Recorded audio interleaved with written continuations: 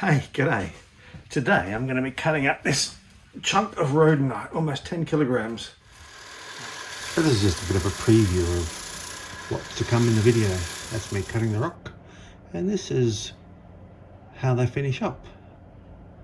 Fairly glossy. I was very happy actually with the results and how much I got out of that one chunk. Stay tuned to watch the full video. Thanks for tuning into my YouTube channel. I make videos on all things rock related, from collecting to cutting and polishing, along with helpful hints. If you enjoy my videos, please consider subscribing as well as liking, sharing and commenting to help me build my channel. Thank you. Hey, g'day. Today I'm going to be cutting up this chunk of rhodonite, almost 10 kilograms, that I got from the rock shop the other day. Now I'll probably only be able to cut about halfway through that, but then what I'll do is I'll get a chisel and a hammer and continue those cuts all the way through, and then cut those into smaller pieces to be tumble polished. I've also got some other pieces of rhodonite here, a bit smaller pieces obviously. I'll be able to cut those in one piece, not a problem. So yeah, bits and pieces of rhodonite ready to be cut. It looks awfully plain on the outside. It's just a black, dirty black rock, but when you cut it, beautiful. Yes, I've got a few bits and pieces I'm going to be cutting up and then tumble polishing. Alrighty, time to cut some rocks. This is by far the biggest rock I've ever had to cut. I do have some rather large ones now that I bought since that will test the blade. It would have gone through a lot easier if it was a new blade, but unfortunately that was fairly blunt, and I'm waiting on some larger blades to come through. So you can see it was jamming and carrying on a bit. And all these boring bits, the monotonous bits, I'll fast forward. But if you are new to the channel and you want to see a more in-depth video without the fast forward bits, I'll add a link at the end of this video to, like I say, a more in-depth video. Now, what happened is the blade kept jamming, and the saw, or the motor that runs the saw, started to give me smoke signals. I'm pretty sure those smoke signals are saying, "Stop, you idiot." Yep, that's definitely what they're saying. So yeah, put the fan on, cool it down a bit. Now, like I said, I couldn't cut all the way through the rock, so I've cut halfway through.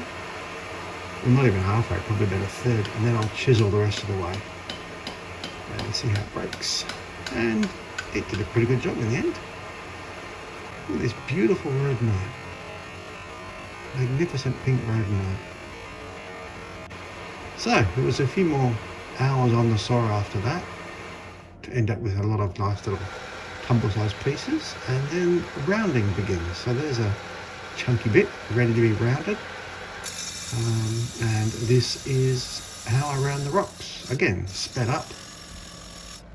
It makes good use of a blunt blade actually, because the cutting edge wears out, but the sides are still really quite good. They've got lots of diamonds in them still, so using it to shape the rock makes good sense to me. Really get the most out of the blades. So there we are, rounded off. Looks good. Now, that took a few hours, and this is what we end up with. Lots of beautiful pink bite-sized pieces of rock ready to hit the tumblers. There's also this large chunk that, well, the blade just became way too blunt to deal with anymore. So it'll get put aside for later use. So yes, these are all the bits of rhodonite ready to hit the tumbler. So pre-shaping, like I do, shaves literally weeks off the tumble process, the stage 1 tumble. What would normally take maybe a month, you can get done in a week, or as it was in this case, 2 weeks, because they're all a bit hard. Except for this one. This is a piece of rhodochrosite. I think that's how you pronounce it. It's very soft. It was in amongst all the rhodonite. I guess it's related. So he'll get done separately. Right, time to load the tumble barrel. This is the biggest barrel I have. I haven't used it yet. This is the first time I'm using it. And there's not enough, I know, because I've 3/4 this. I know there's not enough rhodonite here to fill that barrel, but the next size down is actually too small. So all these will go in. Again, fast forward past the monotonous bits. And then we'll need to find some filler pieces. So for starters, check this last one in. We'll use all the offcuts from the saw. You can see they're nowhere near enough. So these are the offcuts. They'll go in there. Line up with some nice little pieces. Still not enough, so I have this little bucket of, some of these are, well, most of them are pre-tumbled, so they've gone a week in a tumbler, as filler pieces before as well, so they'll go again. We'll dump them all in. The idea is that you get the barrel to about 2/3 full. If you don't have it correct, like if you don't have enough or you have too much, they just don't tumble properly.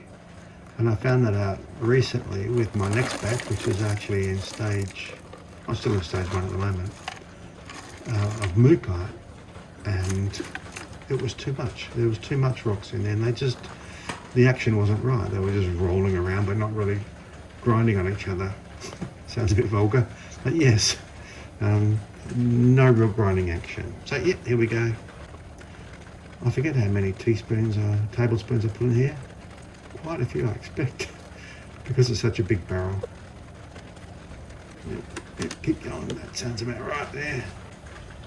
Now I won't film the lid going on. Oh, water went in. I won't film the lid going on because that's quite a complex process with this one, as opposed to the Rhodonite barrels. This is a homemade one. And off they go. 2 weeks in the end it was. And because it went for 2 weeks, the slurry, that is the mix of mud and rocks, it was really thick. Look at that. It's not normally that thick.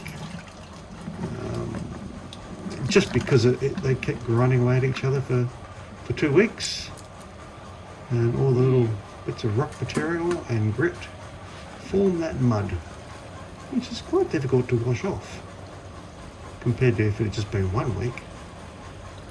You can see here normally a rinse like that and they're all looking beautiful and shiny, but, well, not shiny, but glossy. Well, not glossy, but wet. But yeah, not with this thickness of slurry. So, slurry is washed off and in they go into my new Vibe tumbler. This is a Raytech Tumble Vibe. 10-pound tumbler. So I can do even more rocks now. This one I'm using, 220 grit for stage 2. And like the tumbler, the one next to it there, these only need 3 tablespoons of grit because it's a Vibe tumbler. Whereas before, what was it, sort of 10, 15 tablespoons for the whole lot? With Vibes, you use a lot less, and a lot less time too. So yeah, 3 tablespoons of 220 grit for stage 2. One thing I've noticed is the action in this Raytech tumbler doesn't seem as vigorous. Maybe it's as vigorous, but it's not the same sort of action. I'll quickly show you what I mean. In this one, the tumblers, much more of a cyclonic type action where they're going down the middle and coming up the sides, whereas this one, they just seem to be bouncing around.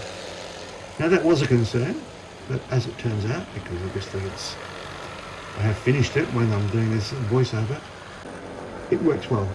It works fine. Plus it has this self-locking wing nut. I don't know if that's on purpose, but it works well. See you in 2 days.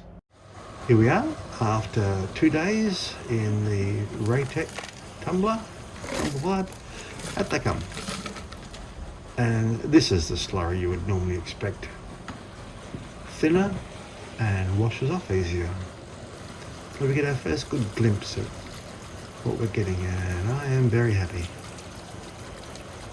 And beautiful colours here. Nice shapes, they've rounded off well. I think 2 weeks in stage 1 was a good choice. Some rocks need them, some are a bit harder, like this seems to be. So 2 weeks was perfect. So these will now get rinsed off in fresh water. Actually rinse them and scrub them with a toothbrush, just to make sure there's no grit carrying over. So you don't want any stage 2 grit going into stage 3 because it's coarser and it may scratch the rocks. Look at that one, very pale rhodonite, as opposed to this one, a very vibrant pink one. Right, so they're all rinsed off and we are ready for stage 3, which is 600 silicon carbide. So again, 3 tablespoons of 600 go into the vibe. And again, I'm not convinced at this point anyway that tumble motion is right, but yeah, it seems to be improving. It's improving, and I know that it works. Oop, back it goes. So another 2 days, and we come back, put some water in, give them a rinse. Same as before, very muddy, and rinse them off. Beautiful. Very happy with this rhodonite. It was a bargain price too for that 9 kilogram chunk. I forgot to film loading up the barrel with aluminium oxide, so that's what it was. 3 tablespoons. UFO lid goes on, and then the wing nut washer first, and the wing nut goes on. I said the wing nut goes on. Oh my God. The wing nut goes on. Very good. And then I use my Urigella powers to lower that down. It's like magic. Spin, spin, spin, spin, spin, spin, spin, spin. Lock him off. Very good. Come back in 2 days. Here we are 2 days later. They have finished their final polish. Again, they'll get a rinse. No toothbrush this time, because it's final polish and you don't really care about contamination for the next stage, because there isn't one. Although, there is really, because what I do is I give it a rinse. So after it's had its freshwater rinse, which is what this is, and then I go and rinse them under running water, they now get a borax rinse. So into the barrel they go again, filled with water this time, and some borax. This is borax. So what that does is it just tends to give the rocks a really nice deep clean. So any sort of film that might build up because of the water we have here is a bit terrible. This will get rid of that. So a bit of borax, and they will do that, soak in borax for an hour or 2. In you go. Oh, no, he doesn't go. He can stay there. And this is what we end up with. Beautiful rhodonite. Some of these are the light pink, some of the very dark pink. Most of the standard ones were from that big rock. Yeah, very happy. And now the slideshow. So that's a standard one. This is one of the light ones. They actually look quite nice, I think. No real pink to it, but still nice. Back to the normal one. This is off the big 9 kilogram chunk. And then this one, off one of the smaller ones, off one of the smaller pieces. It's very, it's almost like that, what was it, rhodochrosum? Is that what it's called? But I don't know if it is or not. It certainly seems different to the standard rhodonite. And again, a pale one. And then another standard off the 9 kilogram block. And back to them. So I'll just do a few of these, show a few of these, the finished product. You can listen to some music, or you can stop right here. Up to you.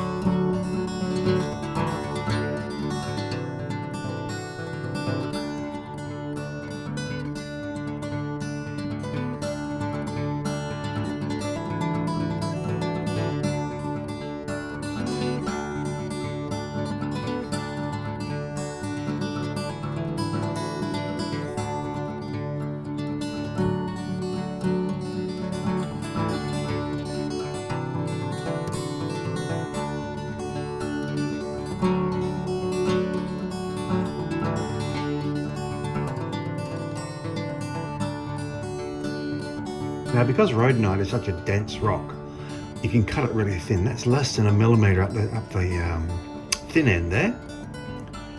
Most rocks, you try to tumble something that thin, it would just break. But yeah, rhodonite is a very dense rock, sort of like granite, I guess. So yeah, you can do the thin ones. There's another thin one coming up soon. Not that one, the next one.